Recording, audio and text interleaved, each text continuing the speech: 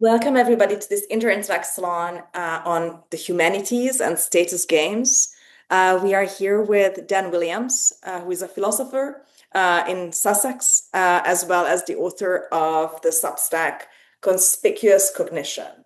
We will talk a little bit about the Frankfurt School and critical theory, a very important theme in all discussions around the humanities, its worth, its purpose, its feasibility. And we will try to figure out a little bit what to do about it all, how to save the humanities if that's even possible, and what role, if any, does the famous, infamous Frankfurt School play into this whole thing. Dan, welcome to Interintellect. My first question revolves around the differences between the US and the UK. Both countries seem to be struggling with placing the humanities, with funding the humanities, with populating humanities departments with the right kind of people who will really do a good job for this beautiful discipline. There are people who even deny that it would be a beautiful discipline in both the UK and the US. In your view, what might be the biggest difference between the US and the UK when it comes to the current crisis in the humanities? Maybe I'll just frame things by saying, like you, I'm an enormous believer in the value of the humanities and universities more generally. And I think what's happening in the US, in as much as I understand it, you can probably tell from my accent that I'm not from the US and I'm living in the United Kingdom. But in as much as I understand what the Trump administration is doing to universities, I think it's just awful. And that is a somewhat different political climate, in fact, a very different political climate to what's happening in the UK, where for the most part, the issues that humanities departments are struggling with are more sort of mundane and economic, to do with funding issues and fall in admissions of students and things like that. Although it wouldn't surprise me if, as many people are predicting, if Nigel Farage turns out to be our next prime minister, then many of the things that we're seeing in the US in terms of the way that the university generally and sort of humanities departments specifically have become this focus of the culture war really accelerates also in the UK. So maybe that's just some framing, but I realize now after giving that framing, Anna, that I forgot what the actual question was. So in Interintech, we have just had a bunch of conversations looking at what's going on with the humanities in the US. But I mean, I went to university in the UK and I gained my third master's degree in the humanities for no apparent reason and for no hopes for financial gain in the UK. And I do remember, and I have a lot of friends, and there are a lot of people on Interintellect hosting who are in the British academic system. And it seems like somehow the size of the problem is the same in both countries. So the US and the Hmm. UK are both struggling with how to deal with the humanities, what the humanities should be for, who should be studying it, in what funding model, etc., etc. But the two problems seem to be very, very different. So obviously in the US, and the second Trump administration has brought about a lot of questions and solution attempts, for better or worse, of how to deal with it. But how do you see the UK? And is there something unique about the UK system in your view that we might want to totally avoid, or in fact learn from you guys? That's a good question. I'm not sure, to be honest, and it's not a topic where I feel like I've got sort of enormous expertise. I mean, maybe I could say something about. So I wrote an essay contra critical theory. So you alluded to critical theory in your question, and I should say, I mean, critical theory gets used in a sort of narrow sense to refer to the Frankfurt School, Horkheimer, Adorno, Walter Benjamin, Herbert Marcuse, and then later on Habermas and so on. But it also gets used in a much broader sense to refer to kind of a mode of scholarship oriented towards sort of analyzing, exposing, unmasking power structures within society from basically a very sort of left-wing, somewhat activist viewpoint. And I was talking about critical theory in that sort of general sense in this essay, not just referring to sort of first generation critical theory in the sense of the Frankfurt School, because I think there are some important differences there. But one of the things that I was trying to sort of unpack is why it is that even though I think lots of sort of individual works of scholarship within the humanities, both today and historically, if you look at the most prestigious figures in the canon, you know, whether it's Foucault or Butler, whether it's these Frankfurt School figures, even though I think individual works of scholarship are often incredibly sort of interesting and productive and fruitful and so on, I think it adds up to a body of scholarship that looks incredibly, just from a political perspective, skewed towards a kind of critique and condemnation of Western societies, basically, to put it in a kind of really kind of, you know, coarse-grained way. And that's the political dimension. I think there are then other aspects of humanities scholarship that people, including myself, are frustrated with, such as the use of obscure terminology, which doesn't actually seem to help us understand or illuminate the world, et cetera, et cetera. And we can talk about those sorts of things. And I do think these sorts of issues, they don't just occur in humanities departments in the UK and the US, but basically around the world. And what I was trying to do, I don't know how successfully I did it, was try to provide a kind of analysis of why that is, where it's not dismissive of the scholarship itself, much of which I think is actually very thoughtful and insightful, but does try to explain and to some extent criticize this sort of bias towards critique and condemnation, which to me at least feels like very politically one-dimensional and also misses out on many of the things that I think humanistic scholarship should be. Does that make sense? Anna, does that sort of address your question in Makes a any lot of way? sense. I just wrote a piece. I reviewed Alex Karp's book, The Technological Republic for Quillette, recently. Hmm. And to me, he is one of the only people basically in tech, maybe other than myself in a much smaller way, and a few other people who have studied critical theory in the kind of original European sense. So in my Hmm. case, obviously, Adorno, Horkheimer, first generation thinkers, because my first master's was in philosophy of art. So their cultural Hmm. criticism obviously was very, very strong.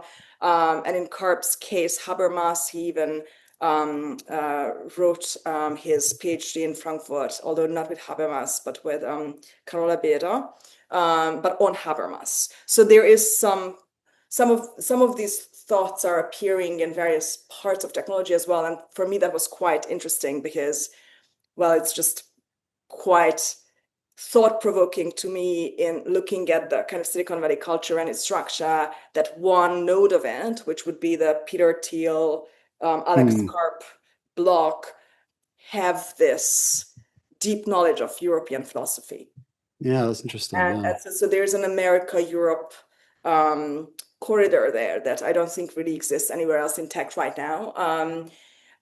So maybe we should just go back and start a little bit with Frankfurt School as well. For those maybe here who are not intimately familiar with this, we're talking about a pre-Second World War and then during and after Second World War set of ideas. The key thinkers were Horkheimer and Adorno and their book Dialectic of Enlightenment, which I think came out in 1947. But the ideas were developed from a much earlier time. I think a lot of people probably are familiar with Walter Benjamin and this whole idea that when cultural products start being replicated, they will use some of their aura, some of their essence, and that somehow is really bad. Here we are dealing with German Romanticism and post-Romanticism, trying to make sense of the Second Industrial Revolution, of rapid urbanization, and then two world wars that bring on unprecedented destruction, largely thanks to new technological development, and a set of philosophers, set of thinkers, cultural critics, essayists, people who routinely reviewed movies and music in newspapers. They were much less exotic at the time than they are to us today. Basically started being extremely scared that somehow capitalism combined with rapid technological development will somehow further create destruction and destruction of selves and identities and communities. I think a lot of that might sound just super familiar to readers of American left-wing outlets or people who spend more than 2 seconds on TikTok today. These ideas that were developed for a very, very specific, traumatized post-war European environment as a way of kind of like healing and taking back control and making sense of this cataclysm that had just happened. They slowly but surely arrived to America and in a weird way became an elite mode of thinking. I mean, even in the UK, I mean, most Marxists that I met were very well-earning white academics with nice houses in Hampstead. And it was just kind of funny. And I don't know whether Marx would like them back. I think it's a pretty unrequited form of emotional entanglement. And it's quite interesting to me, of course, being Eastern European, where these thoughts today are dealt with much more careful hands. We are much less idealistic about some of these ideas because we tried them with some catastrophic results. But it seems like it's just extremely popular in all the places where this kind of ideology wasn't yet tried in practice. How are you feeling about that? And what is it like today, Dan, for you, a young lecturer, to teach these ideas to your students? I mean, I'm sensing that a lot of your writing actually comes from your praxis as a teacher. So there must be something less than theoretical there.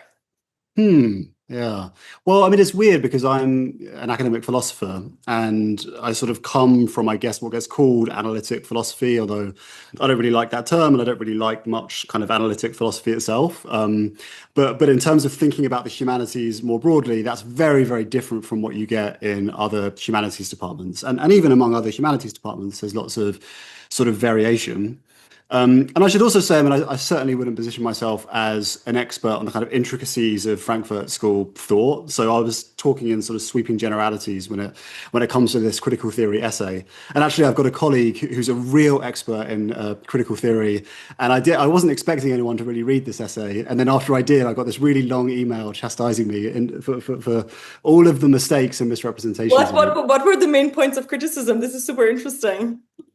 One of them was so as I said, I sort of bundle together, Frankfurt School critical theory with sort of critical studies, critical social science of the sort that exists today. And one part of the pushback is actually the differences there are really, really sort of strong. One of which is, I mean, within the Frankfurt School, you've still got this very strong commitment, for the most part, to something like false consciousness. So in much of sort of critical scholarship in the broad sense today, I think there is this sort of understanding of society, primarily in terms of this sort of axis of oppression, so conflict between oppressor groups and oppressed groups, and the sort of power structures and systems of exploitation that underlie those sorts of relationships. And so I think there is this sort of attempt to understand those power structures, to unmask, expose them, to criticize and condemn them. But when it comes to the people who are being oppressed, the marginalized, there's a project really to kind of celebrate them and to, especially when it comes to thinking about things like epistemology, to celebrate their kind of epistemic advantages as a way of understanding society.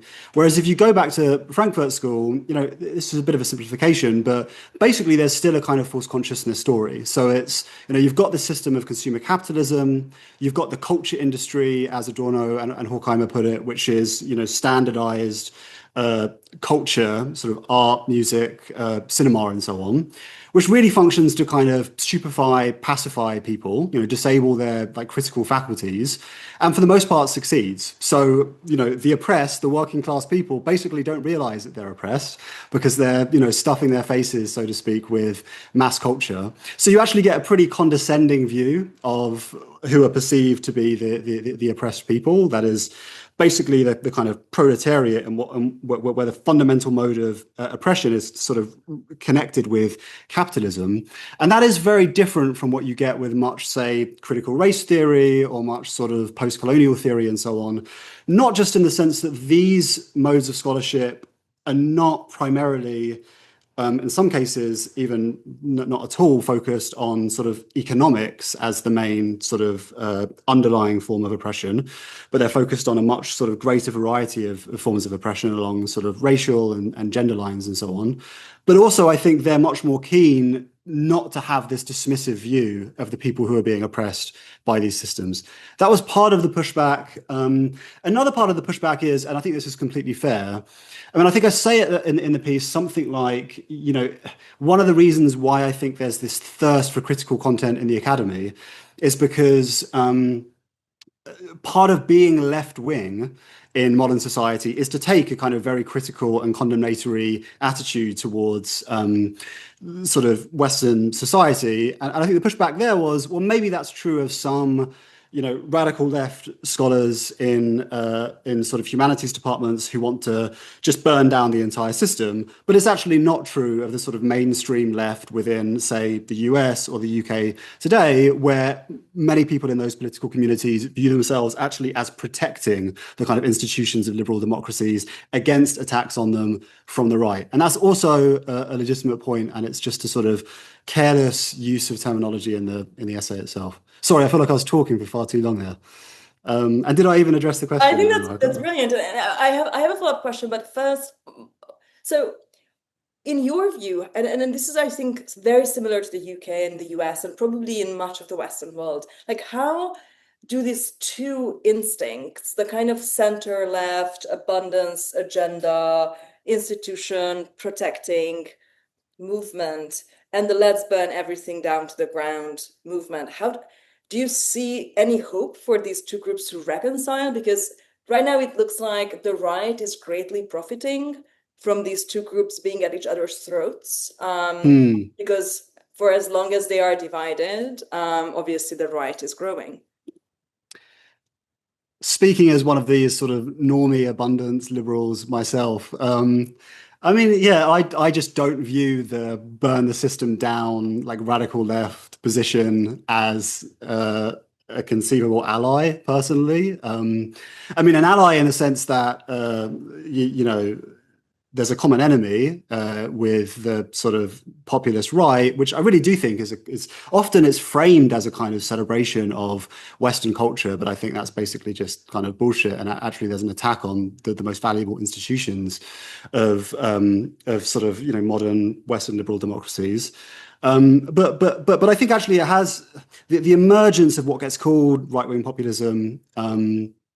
Or right-wing authoritarian populism over the past sort of decade, I think actually has created some kind of awkward questions for the far left and the manifestations of the far left within the academy and within scholarship, because I think it has exposed the naivety of just looking at modern liberal democracies and just focusing on all of the ways in which they are extractive or dysfunctional or oppressive, and merely having this kind of oppositional radical orientation towards them.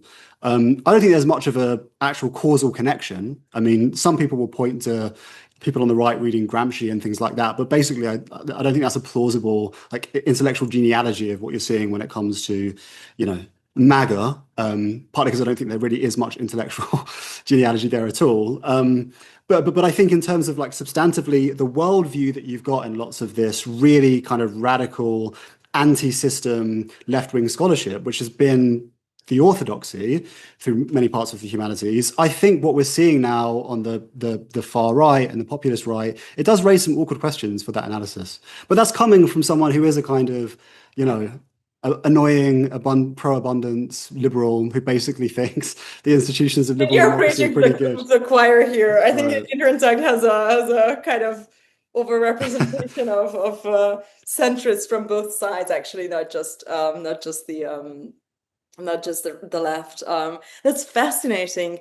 Anybody here who wants to come out as like an abundance agenda supporter? and might want to like offer some thoughts on how you see a potential collaboration with like different parts of the left or centrism. I think, by the way, sometimes I think for center left, collaborating with center right and classical liberals can be as challenging. So this is sometimes the narcissisms of the small difference can be even bigger than negotiating with somebody who's completely different. Anybody wants to volunteer to share some thoughts on this? I mean, we haven't really gotten into the sort of the status games discussion yet, but I mean, I've been sort of following politics and culture for close to 40 years now. I've been at it for a long time. And the older I get, the more I just think everything is just a status game. Everything is just signaling. Sometimes there's some brute facts that intrude, but most of the time it's just we're all playing games. And I think that's like what really clouds kind of intrafactional conflict, is trying to figure out, okay, who here is legit and who here is just trying to get more follows on Twitter. And I was actually, I'll just go ahead and put in the chat now. I mean, the only sort of person kind of close to an influencer that I've seen that really talks about this seriously is Robin Hanson. It would be nice if there were sort of a Kyla Scanlon type, sort of, painting the picture and explaining these concepts. But it is just really, really hard to disentangle kind of cynical motivations from sort of sincere beliefs, or, however right or wrong those beliefs are. Anna, in terms of the format for this, am I supposed to sort of jump in and respond to Sure, things? you're very welcome to. Absolutely. I think these are very, very interesting questions. Or we can also just listen to any more points before we get back to the attendees. Is there anybody else? Chelsea has been asking in the group chat, for abundance agenda folks, who are the common enemies? And I volunteered that it might be the NIMBYs, people who want less of things. It's very hard always to, gather supporters for something that is in the center, especially in the era of, the cable news handing over the keys to algorithm, edited, algorithm curated feeds. They just both deeply optimize for outrage and antagonism. Whereas in my experience, the abundance people are trying to kind of merge different polarities. But luckily, they have some really big name individuals being interested in this position. And so maybe their star power will push it a little bit more out into the wider conversation. Any other takes on abundance before we move on? I Oh, saw. hi. Great to see you. How are you doing? So fun to have these conversations. I personally am watching like I guess it's some kind of confluence of virtue signaling and kind of like eco-Calvinism. It's very stark that people who like I would put like Earth Firsters and Green Party people who are like valorizing suffering, like deaths in a heat stroke would like presumably give them 72 virgins in paradise. I really don't understand the opposition to building out energy infrastructure, housing, automated vehicles, all of these things that are clearly going to make human lifestyle better. And it runs into the kind of virtue signaling, which I would attach that to Robin Henderson, who is another thinker on this signaling game, and of course Jeffrey Miller. Those two people. Rob Henderson. There's Robin Henson and Rob Henderson. Yeah. Yeah. Right. Not the guy Robin who wrote Henderson, Troubled. One is Robin, the elephant in the brain guy, and the other is Troubled. well, Yeah. Both are very Robin's everything. yeah, for Robin thinks deeply about many things, but yeah. Bob Henderson coined the term Luxury beliefs, right? luxury belief. Yeah. And virtue signaling through adopting beliefs like, defund the police that are only plausible if you're very removed from the front hardships that people are dealing with. So definitely, I really don't understand this mimetic warfare that's going on between, to make it very crass, I would say like Euro greens and, kind of YIMBY teal fellow kind of people. And definitely I would like more growth. Amen. I think everybody wants, I mean, most sane people want more growth, but the how we are getting there is a problem. To kind of go back to the humanities, because one of the great accusations against the humanities is that it doesn't lead to growth, right? It's like something where rich kids splash away their money, and through their money, they will fund the professorship of people who hate funded professorships and their own university, and somehow they basically end up in this very paradoxical, very contradictory situation. But this is not so true.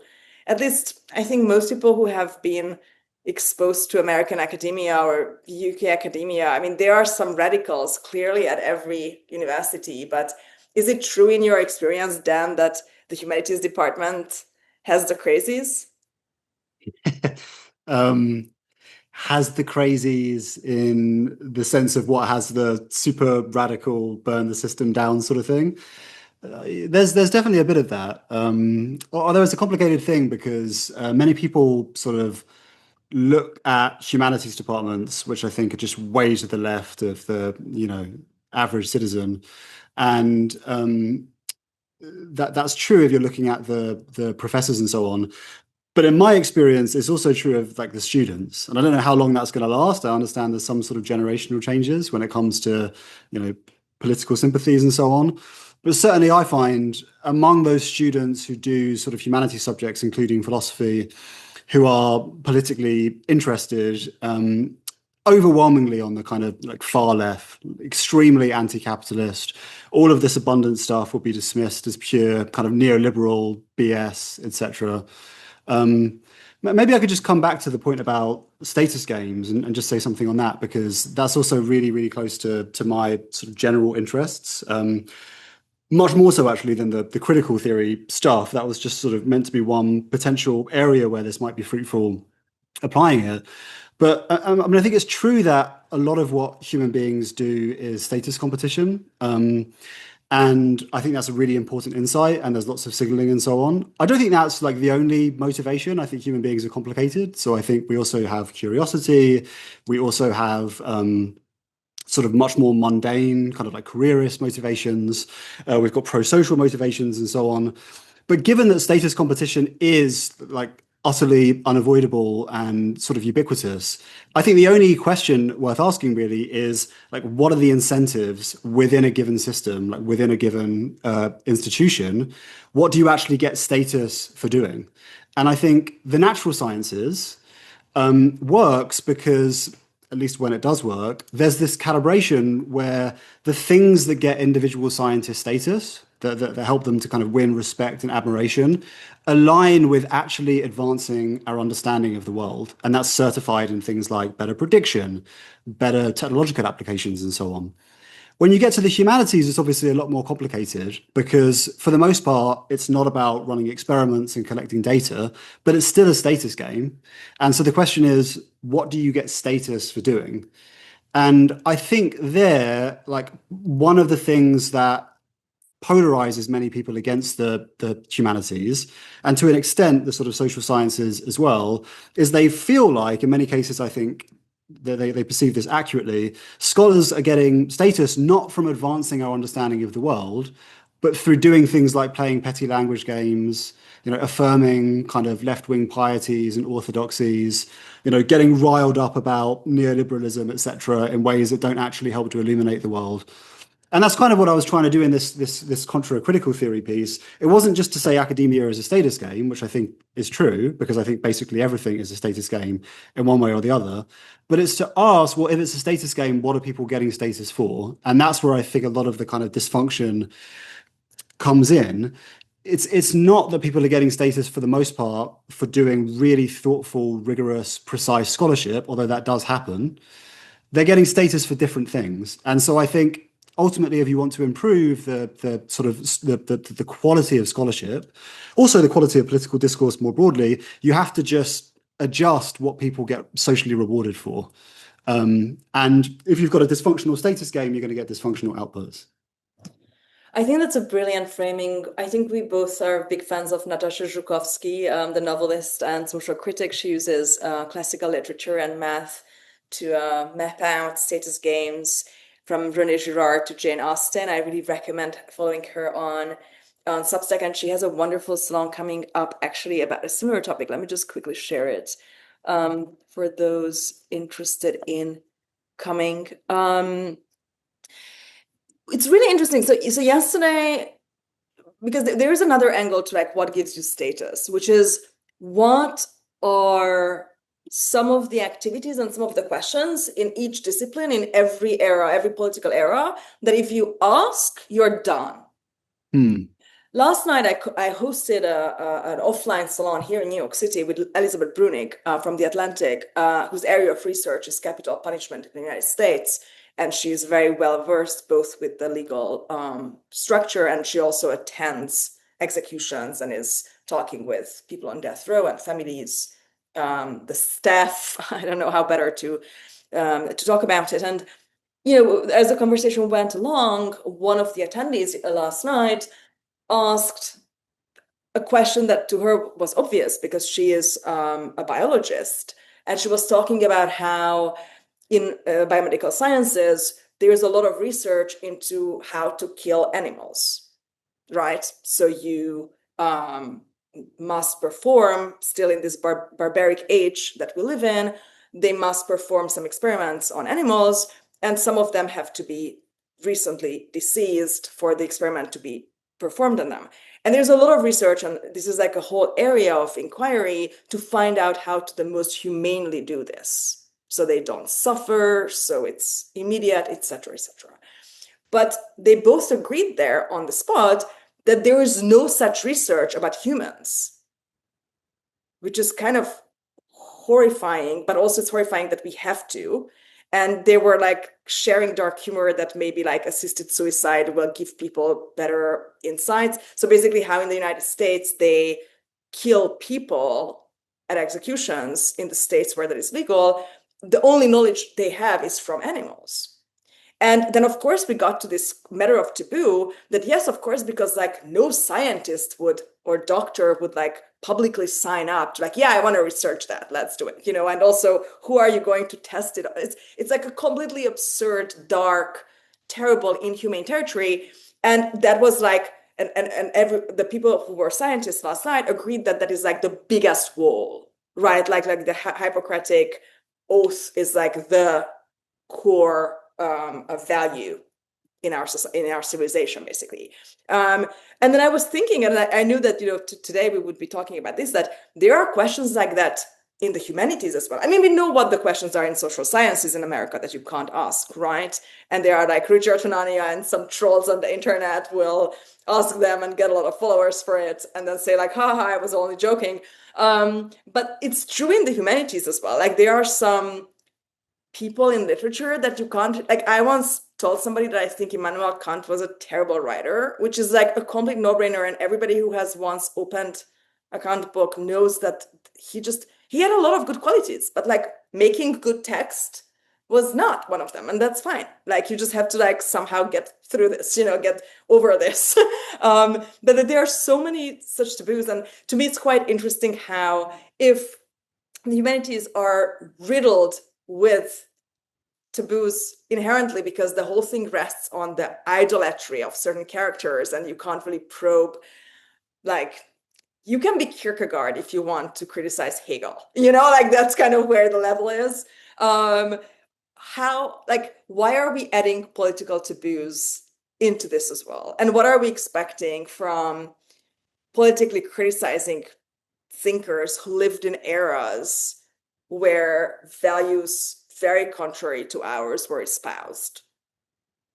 And can it be that the humanities are not just being attacked from the right now because of how lefty the humanities are, but also from the inside, in the sense that there is a kind of self-hatred there of like what other problems we could give to ourselves? Maybe I'm actually missing something. Maybe there's like another taboo in the humanities that I don't even know about because it's such a taboo that nobody told me. Yeah, I feel like there are so many taboos and heterodoxies in the humanities. I mean, if I applied for a grant, say, I want to study, all of the amazing things that neoliberalism has done, it would just get laughed out of the room. Like, there's no way that you could get that from grant sort of funding agencies in the humanities. But even there are conversations about, the nature of sexuality. So famously, Foucault, the most cited scholar in the humanities, did lots of really interesting work on the sort of, I guess you might call it like the cultural evolution of sexuality and how we think about sexuality. But, in that world, if you suggest, well, like maybe we should like pay some attention to the like Darwinian evolution of like psychological traits that are relevant to human sexual preferences and so on, you're just going to get, a very hostile reaction, to put it mildly. So, I mean, I could just rattle off so many cases like this where it seems like there are productive, like potentially productive avenues for exploration that get sort of foreclosed because they're not politically congenial. On the point about gurus and sort of criticizing figures from the past, I mean, my sense there is maybe, I don't know, things have changed, but there feels like this real strong urge to go back and look at like the most influential kind of figures in what's taken to be the canon and expose all of the ways in which they're racist and sexist and imperialist and so on. And also this like really significant movement to decolonize the curriculum and so on. So that does seem like maybe that's what you're referring to as like coming from within the house, Anna. I don't know, but that seems like there is a kind of willingness to criticize and condemn these scholars.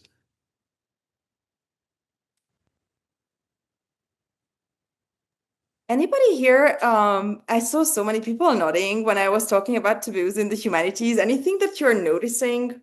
I'm asking because I'm currently writing an article about male novelists, and I feel like I'm like bumping into a bunch of different taboos here, which makes it very exciting for me to write it. Is there something that the humanities are not producing that you, as a kind of consumer of literature and ideas, events, would like to be seeing more of?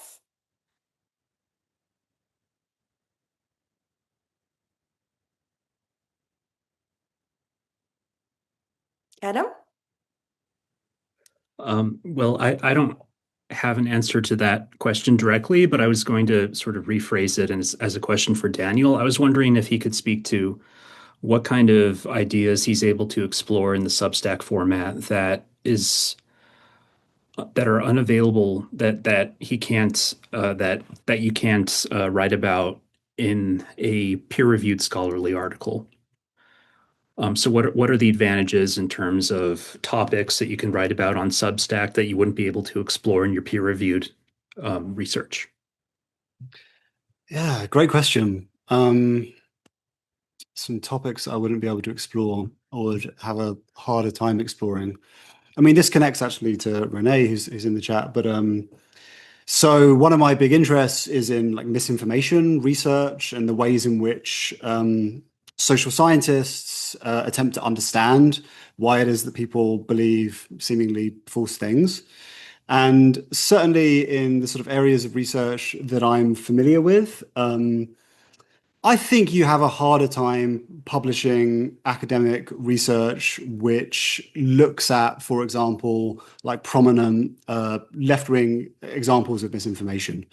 So I've got an article forthcoming in Substack where I look at like highbrow misinformation. So cases in which you've got what I would deem to be like highly misleading forms of communication with a kind of progressive skew that comes out of our elite establishment institutions. I think, for example, when it comes to climate change, there's a vast industry of research that looks at climate misinformation in a sense of right-wing misinformation, so climate denialism and so on, whereas there's nothing like the same amount of research. In fact, there's hardly any, in my experience, that looks at sort of misinformation tilted in the direction of alarmism and sort of going beyond what, say, IPCC reports certify to be the case in the direction of creating a lot of alarm. That's not to say there's none of that research, but there's not much of it.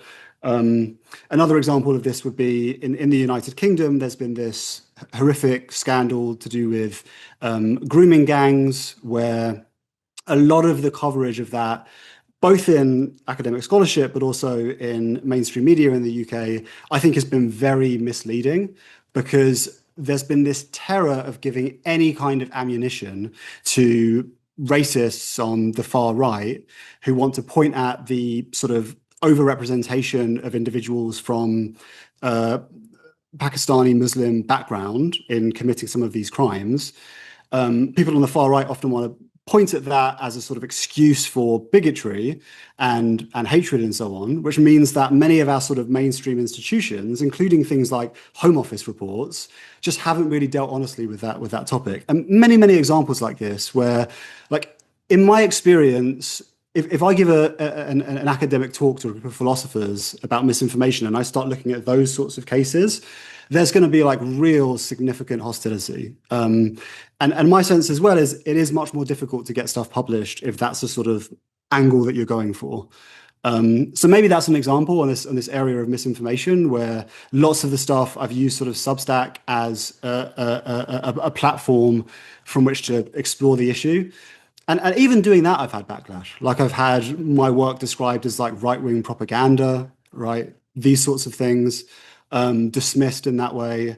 There was a Time magazine article where my work was cited as an example of, I can't remember the exact wording, but like basically defending authoritarianism in the style of Trump, etc. So it's tricky. And there's a real kind of academic climate, which I think is hostile to pointing out kind of elite left-wing or progressive misinformation. And if your only avenues or your only places for exploring that are peer-reviewed research, I think it's much more challenging. Whereas Substack provides a platform where you can just literally post whatever you want. So that's the first thing that sort of jumps to mind. I would also say, I mean, separate from that, I'm very weird in the humanities and really in much of social theory, in that I think some version of evolutionary psychology is true and important. I think the fact that we're evolved organisms is massively consequential for understanding human nature and societies and so on. And in many areas of the academy that I'm sort of familiar with, especially in the humanities, that kind of view meets with outrage. People are very hostile to that. So even though there are sort of, within the social sciences, there is evolutionary research, many areas of the humanities that deal with social theory are very hostile to that kind of view. Does that answer your question? May I ask a follow-up?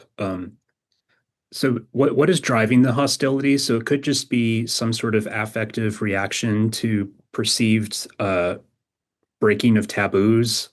There's also this rationalization where you're giving, if you research certain topics, you're giving ammunition to the enemy. Do you,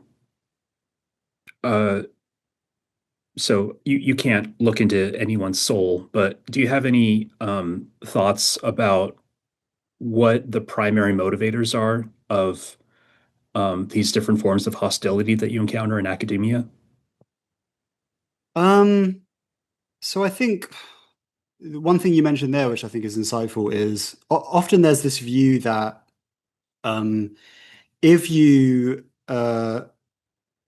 criticize, say, an institution, then that criticism might get used by those people who are acting in bad faith to destroy or attack that institution. And therefore, that's a reason for not doing it. And I think, it's not a crazy idea. It is true that there, for example, was lots of arguments about the ways in which universities have been excessively woke, etc., that came from people that have then been instrumentalized in the sort of right-wing attack on universities happening in the US at the moment. But you also find this sort of in other contexts. So that's, there's a kind of completely charitable interpretation of that where they're just responding to a fact about reality. I think there's a less charitable interpretation of it where that does look a bit like an excuse for groupthink, where if you can't criticize the institution lest that criticism gets used by people who are hostile to the institution, you're basically creating a climate in which that institution isn't going to have the kind of mechanisms of self-correction which are necessary for it to function well. Beyond that, I don't know. I mean, I think one of the things that I wrote about in the contra critical theory essay is I just think there is a lot of ideological homogeneity within many of these institutions, including universities. And whenever you find that, whether it's in a university or anywhere else, you are going to find a certain distinctive cluster of group dynamics which are not, let's say, they're not welcoming of dissent outside of that. And that's, I think, one reason why it is very important to have institutions where you do have sort of cognitive and intellectual diversity and so on. Does that answer your question? I felt like I went off on a tangent there, Adam. Sorry if I missed the point. You're an interintellect. We are all supposed to be on tangents all the time. This is a very mathematical form of, or geometrical form of existence over here. I love this. And I mean, one of the most interesting ideas that you are proposing in your articles is the matter of motivated ignorance. Or at least there are like two sides to it. There is the status-driven cognition and the motivated ignorance. I think we do hear a lot, from 2010 social scientists when it comes to like motivated reasoning and biases, and I think everybody here is at least to some degree a Bayesian. But what is motivated ignorance? I kind of have an idea and immediate people come to mind when I hear these two words. I think that's a normal human reaction. But can you give us a primer what motivated ignorance is and how are we supposed to be dealing with it? So when I notice it in myself, or probably far more often in other people, what do, as the kids say? Yeah, that's funny. I mean, I think I wrote about motivated ignorance in an academic article and then in some sort of popular essays, I think from like 5 years ago. And I've revised my views in various ways since then. I think 5 years ago, or maybe 6 or 7 years ago, I was kind of the view that, it's all sort of motivated. I should say what motivated ignorance is. So it's a sort of case in which you don't know something because in some sense you don't want to know it, right? So we can all think of like canonical cases where, you're ignorant of the fact that your spouse is having an affair or that you've got a drug problem or whatever it is, right? Not because you just happen to be ignorant, but because you don't want to know those things. You're in a state of denial or something. And I think a really interesting case of that is in the social domain, where you're ignorant not because you can't handle the truth, but because if you were to learn the truth, you might develop a worldview that would be sort of stigmatized in your community or your social milieu. So if you develop a certain perspective on the world, which is going to lose you friends and get you excluded from your community, then that's going to be really costly. And so you might be in denial for sort of social reasons. I think all of that's still true. So I think it's still true that human beings aren't disinterested truth seekers, and we're very biased in how we view the world. I now think there was too much of a tendency to overdo that, and actually that human beings do respond to rational persuasion, as surprising as that might sound when you're thinking about certain people. But I think like the typical case is when you present people with evidence and arguments, they update a little bit in the direction of that evidence and those arguments, at least if they're actually sort of persuasive. So I worry a bit with that early writing that I was doing. It was sort of too dismissive of that. And now I'm much more bullish about the idea that even though it often feels like people just have their head in the sand, that's often the result of a certain lack of empathy, where you're not putting yourself into the streams of information and interpretation that they've encountered. And so you're assuming they're just in denial, when actually, if you really took the time, often you can't take the time, and our media environment makes it really difficult in various ways. But if you really could take the time to present evidence and arguments, I think you actually can change people's mind. So I can't remember the exact details of what I said about motivated ignorance, but I'm really worried if I go back and read that now I'll think that was misinformation, and people are actually much more persuadable. I think it's a beautiful kind of doing what you're preaching, to be, epistemologically humble and just changing your mind when you update something. That's completely honorable. I think I'm so curious, just personally, what was your turning point?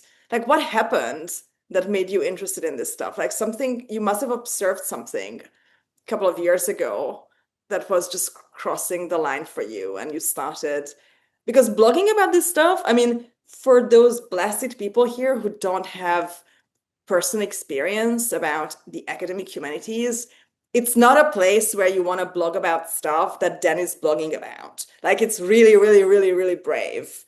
It's super hard to get in, it's super hard to stay in, and there's more pressure to say specific things that everybody knows is not true than in like Stalin's closest circles in 1945. So doing this is a really big deal, and I'm pretty sure a bunch of people are reading you and thanking you for being the very brave person, sacrificing himself and writing this down. But what kicked this off? Because I think most people who go into the humanities, I mean, clearly this is a very hard, difficult to monetize area in academia. Nobody studies philosophy because you're like, I'm going to be rich by 25. You do that because you think that that would be nice, but if it doesn't happen, I still get to spend my life reading the greats and thinking the big thoughts. And then oftentimes something happens that is off, and you're like, maybe this is not how I thought it would be. What was it for you, and what gave you the self-confidence to stand up for these ideals?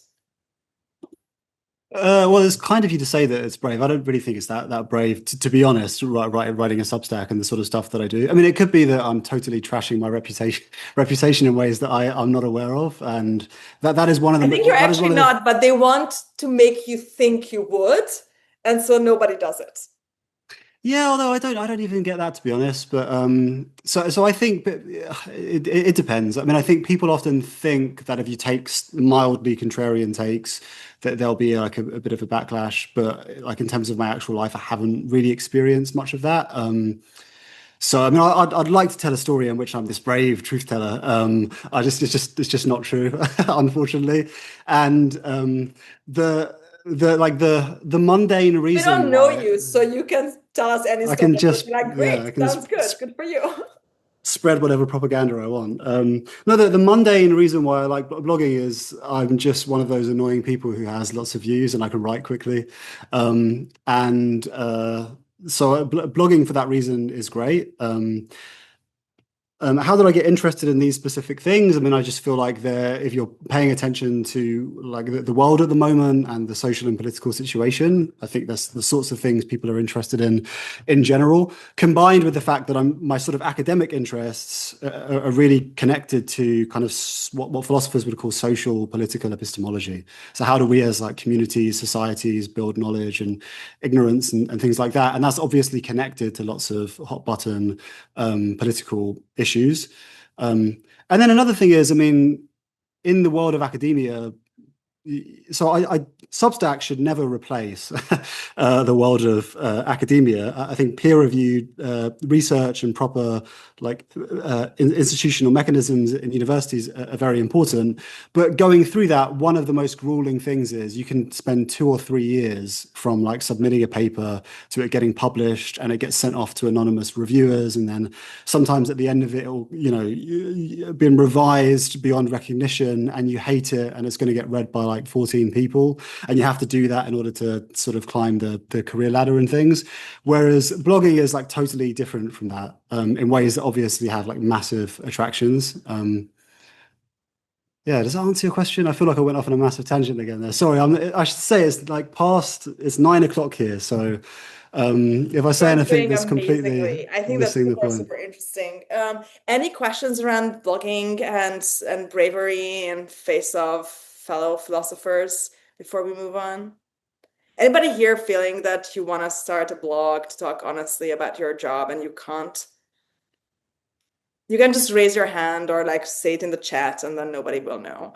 I sometimes have I actually just started my new blog on Sunday 2 days ago, and I was agonizing for a year over the fact that I'm a writer, but I'm also a CEO, and like, oh my God, these roles are so different, and like, what if I write something on my personal blog that will negatively affect Interintellect or our team or our company? And I can imagine that, and I'm the CEO, so I can not really technically fire myself. I mean, I could, but that would be really weird. But like if this was something with which I could offend, the people who hired me and who, invested that trust in me, I can imagine that it would be an even more difficult thing.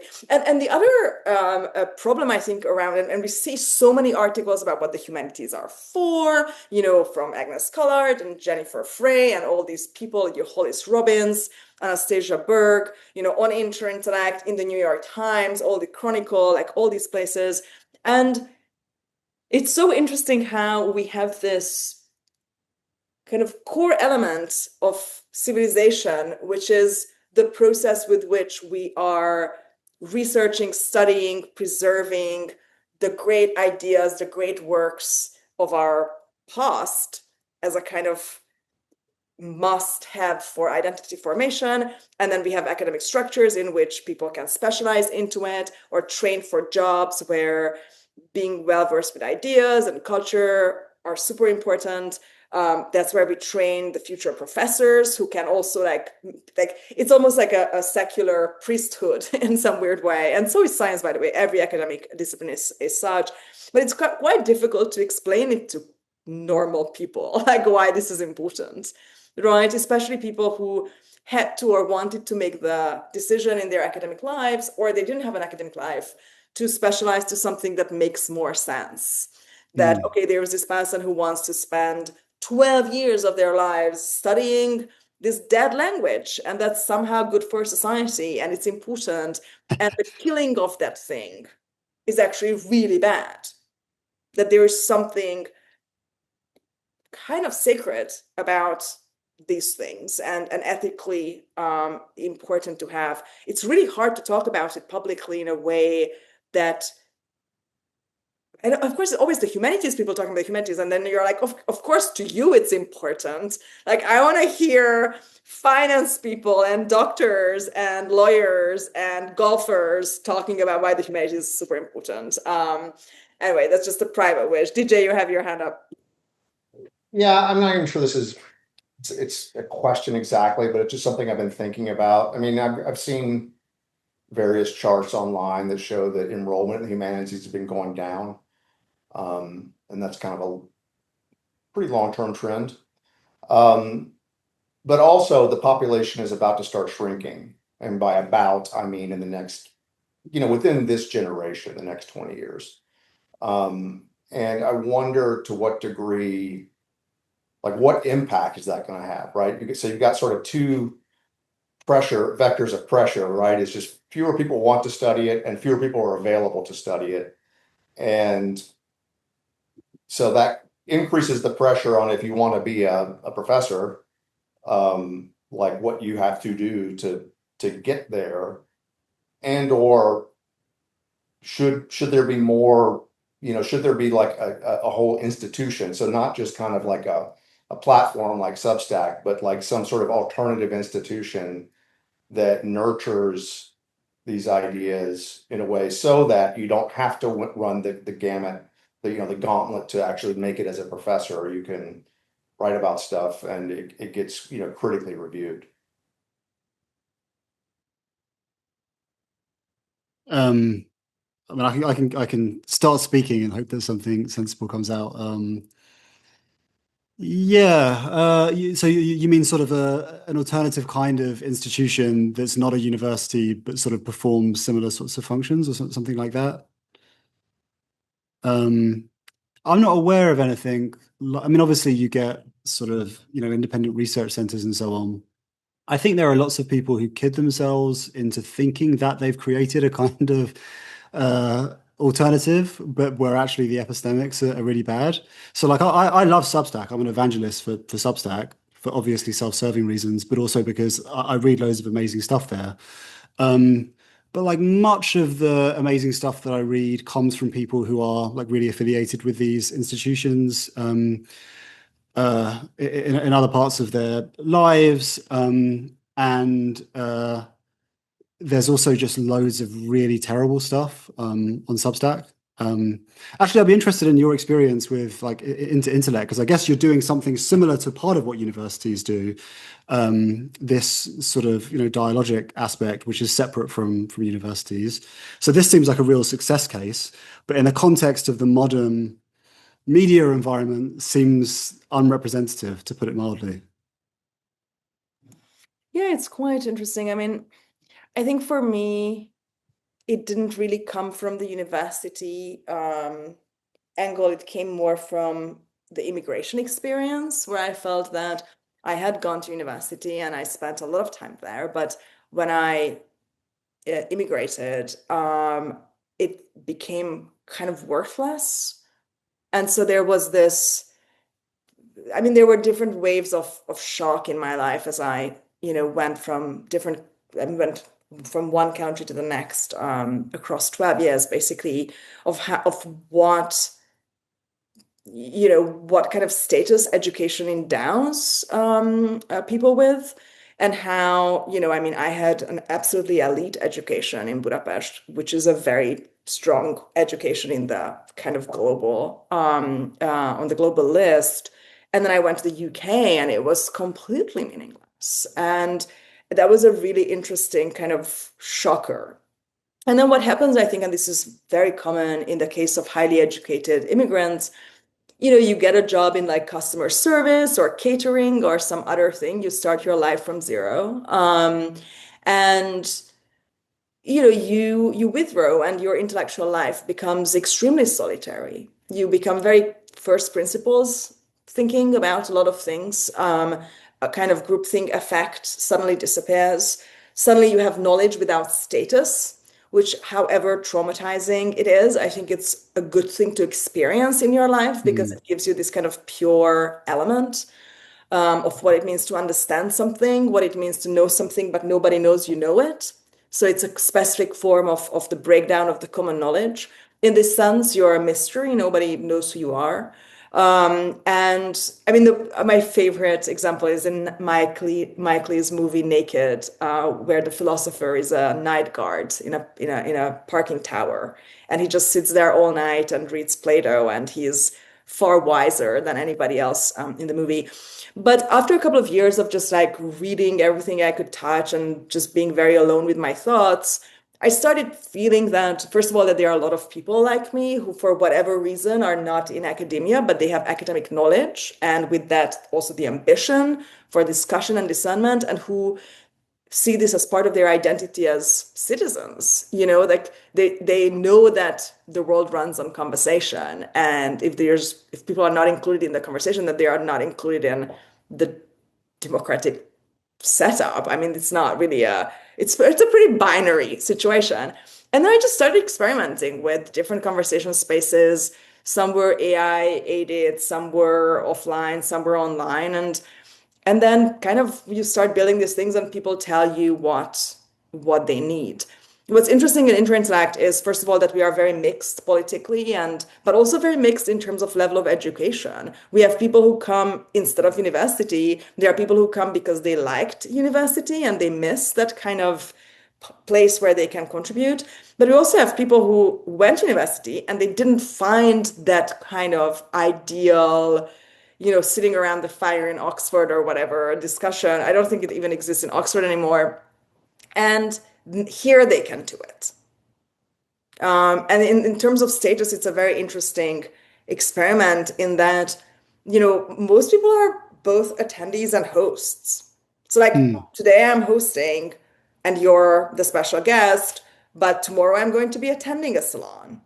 And it's like kind of very Shakespearean, like we take turns on the stage, and it removes this, TED talky, I'm the professor, I'm well lit, I'm wearing my shirt, and you are all peasants in the dark, and you can't ask any questions. I can't imagine anybody so smart that they would be smarter than a room full of smart people with them. It hasn't happened yet.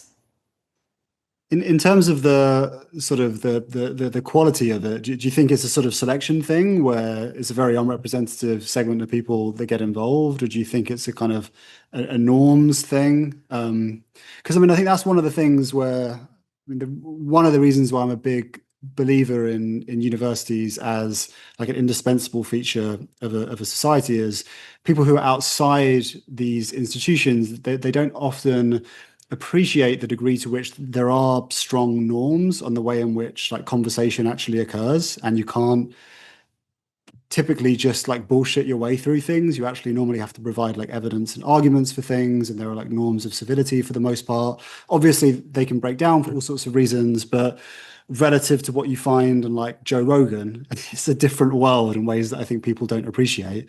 And I think unless you've got those kind of enforcement of norms, even if they're it's sort of informal enforcement, you're not going to get good outcomes. So do you think is it a mixture of both, sort of selection and It's norms? very important to involve people in the value creation, because I always say this really, really simple example. Like if you host a dinner party in your house and you invite people, some of them know each other, some of them don't know each other, some of them know you, some of them you just heard they moved to town and whatever, they heard about your dinner party. Kind of everybody is deeply incentivized to make that event good. Like you could technically be a total asshole, but what would you achieve? You would embarrass yourself, you wouldn't be invited to the dinner anymore, etc., etc. And so this is why most people can relatively safely invite people into their homes for a dinner party, because most likely that's going to be fine. And so I just used this like very simple example for constructing the salon space, where people come with their real names and faces and have paid in some form, usually either because they are members and they pay that, or they have paid the ticket, or at least they are paying with their time because there's an opportunity cost to attending a salon because you can't be somewhere else, right? And so the likelihood of getting more followers, or for that to be raising your status anyway, if you disrupt an event or if you host an event badly, it's not really there. And so people tend to, first of all, make a wiser choice because there's a cost to coming, at least in terms of time. And everybody's kind of just involved in the creation of it. Like a salon exists because we create it in an ongoing way, like every conversation. And so I often think that maybe there was something around universities that messed up how the value is created together. And you would think in America that, because in America you have to pay so much, then the students will feel la la la. But that's very complex. Like very, very, very few students pay for their own education in America for like undergrad, especially in the Ivy League and like very expensive schools. Like it's the parents paying, right? So you are basically like your parents' employee in that sense, who send you off to study, or you're taking on these enormous loans, in which case it's your future self who you can like fantasize is this like super rich person somehow magically in a couple of years. And so in that sense, I would say that likely continental European education would be the closest in this sense, because like a lot of my classmates in all my programs were working and financing their own education. And it was paid, but cheap enough that somebody working a part-time job next to their education could, at the time in the early 2000s, could pay for their own education. And I mean, it's not ideal. And of course, these kids were much more tired, and there was a kind of class division between the people who could work full time and come all rosy in the morning for an exam, and somebody who has to like wait tables in the evening or translate or babysit or whatever job they could find. But it was not like $200,000 or whatever, obviously. And so I always think that we can't really talk about knowledge creation without looking at how the value is created. Maybe in this sense, I'm a little bit Marxist, but like unless people are involved in the thing that is in their own benefit, they will not necessarily see it as it being their own benefit, for their own benefit. But it's an ongoing experiment. We don't know. There are currently more marriages coming out of Interintellect and babies than books written together. We are very happy for all of these things. But so far, the one thing we truly reverse politically is the fertility crisis.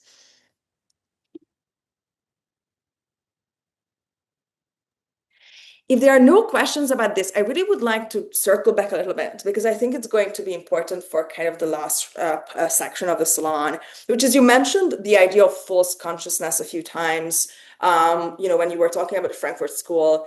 And as the resident Central European here, I have to point out to people that this is probably a kind of post-Hegelian idea, because Hegel talks a lot about, the master-slave narrative and how a human being's main job in life is to achieve this glorious state of self-consciousness. And then in his actually very deeply Christian system, the slave has less self-delusion. And so a slave in the Hegelian sense, or the oppressed person, is more likely to achieve self-honesty, self-integration, self-consciousness.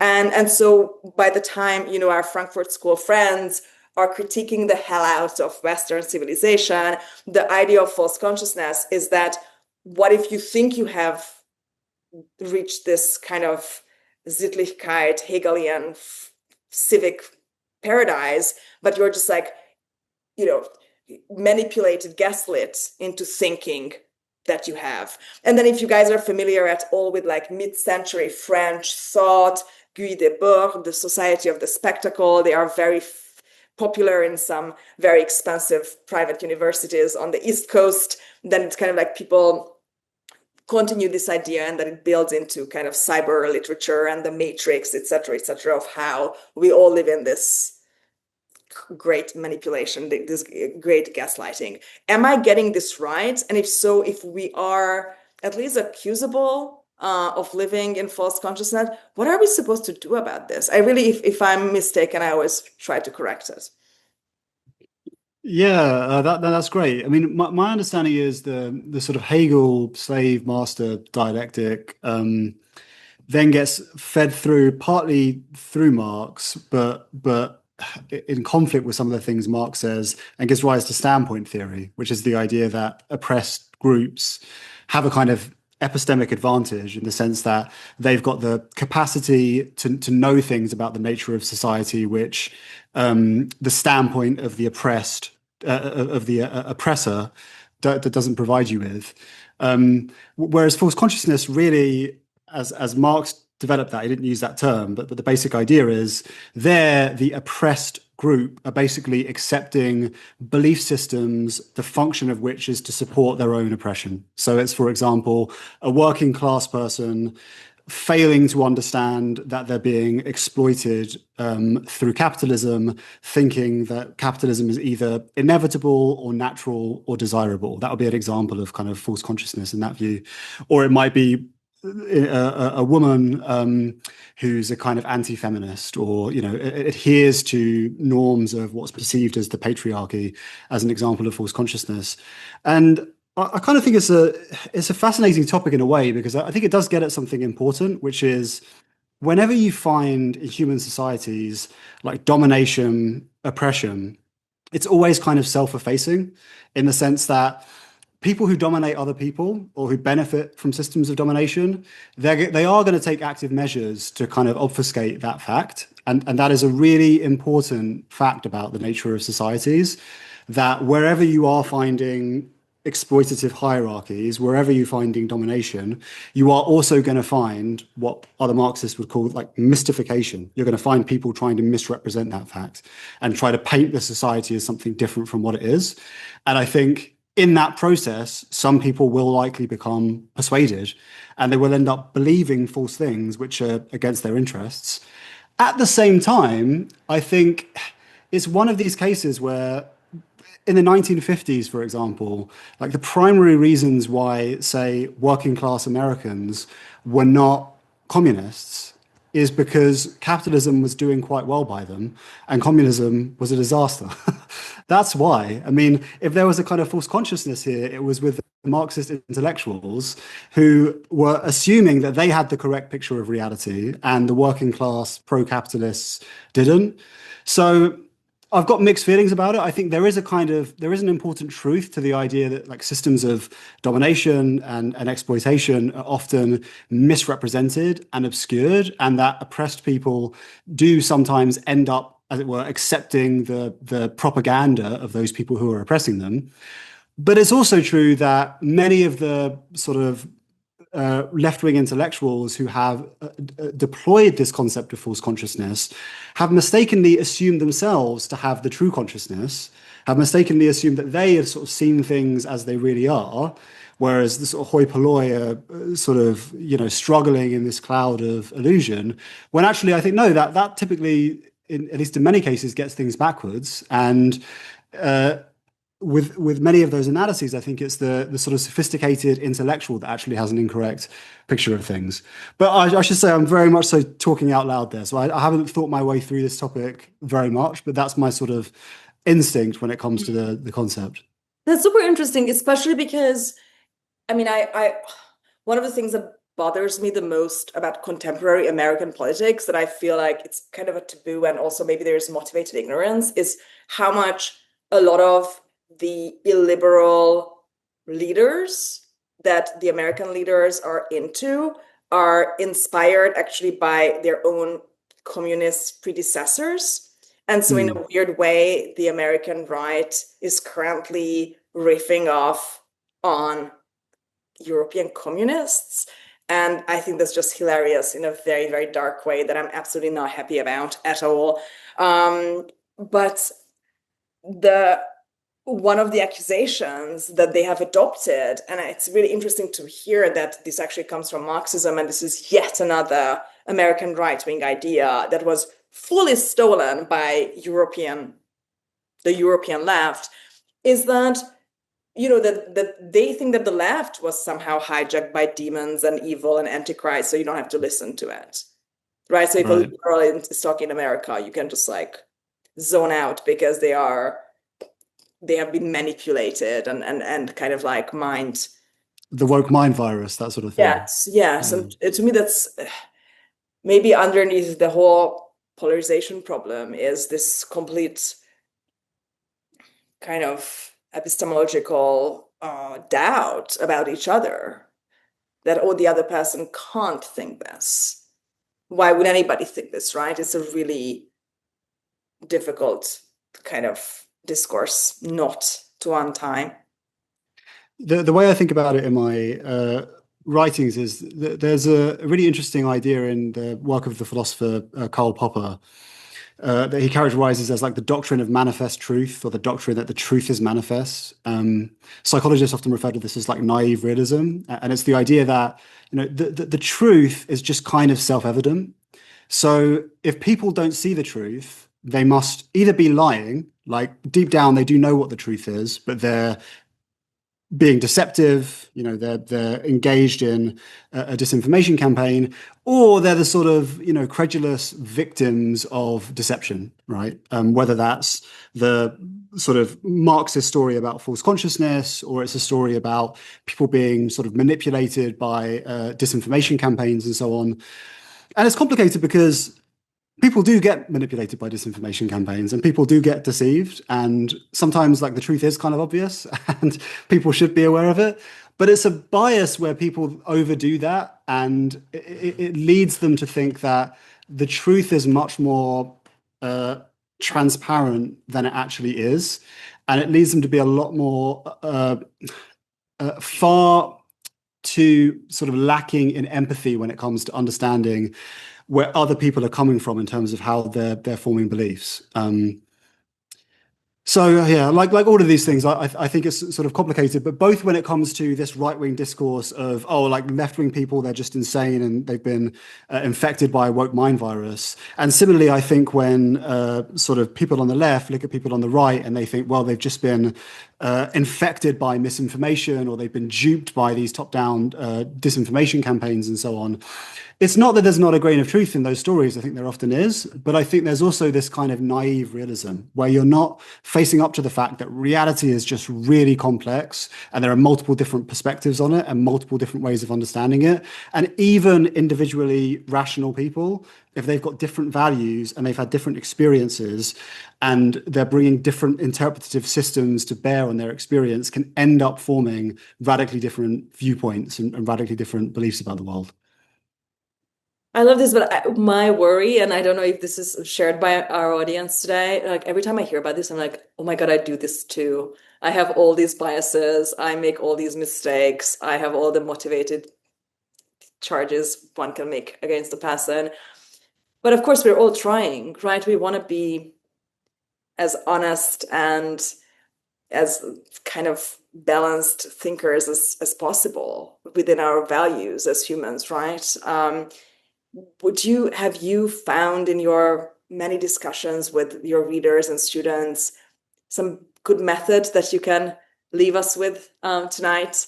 I always want to learn better because I feel just generally being very hard-headed about a lot of things.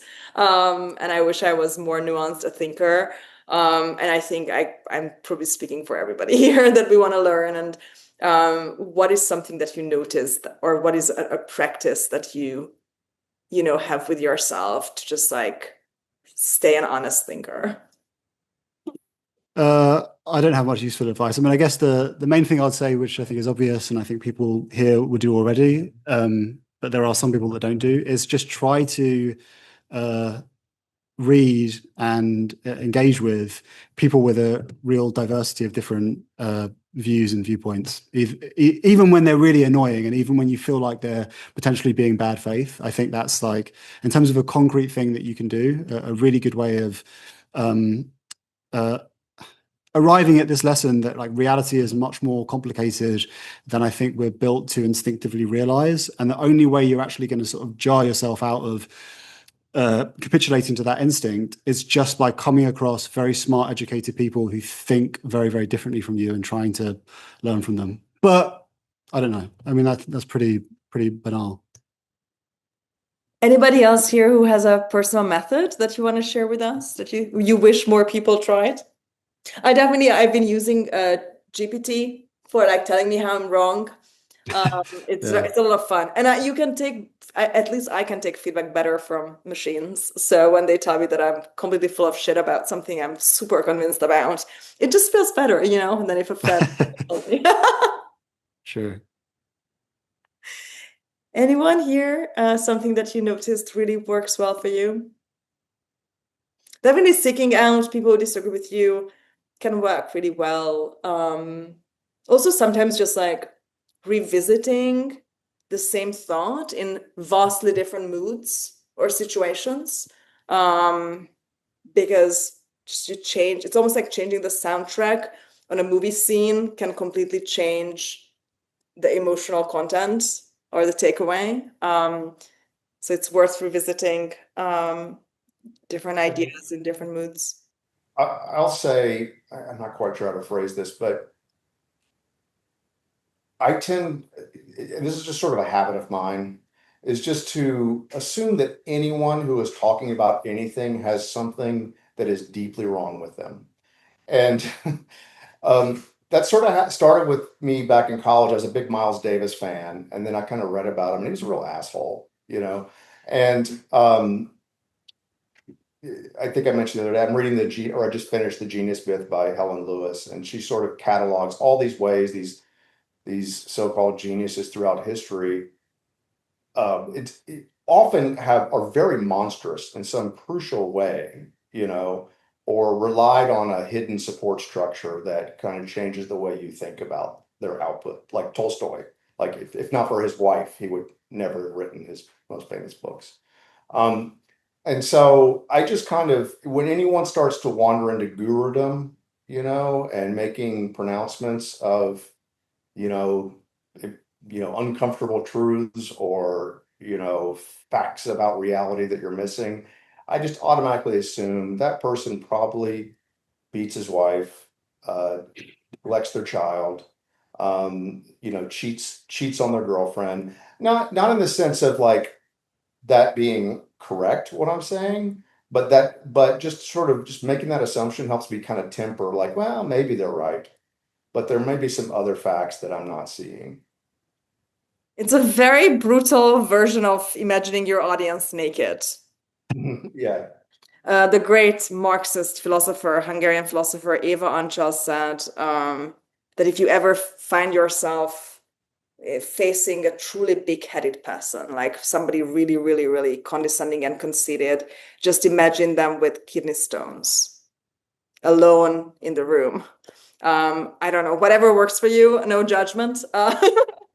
It's clear that there is something where changing the context, changing the music, changing the mood, revisiting things, removing. I mean, for those of you who read my blog post, it starts with the Sunday one. It starts with this quote from theater that theater studies that the king is never played by the actor playing the king. The king is played by all the other actors. And so you can sometimes just stop playing. Thank you so much, everybody, for coming. Dan, you're amazing. Sign up, everybody, to Dan's Substack. It's great. And we're here for all your hot takes. Like, please keep them coming. You can always flee to America, as historical tradition. I'm sure they want more academics. They always do. Thank you so much. And yeah, if there are any commentaries left, I will see you on Discord. Thank you all. Thank you, Anna, Take for the care, my invitation to friends. this. Bye.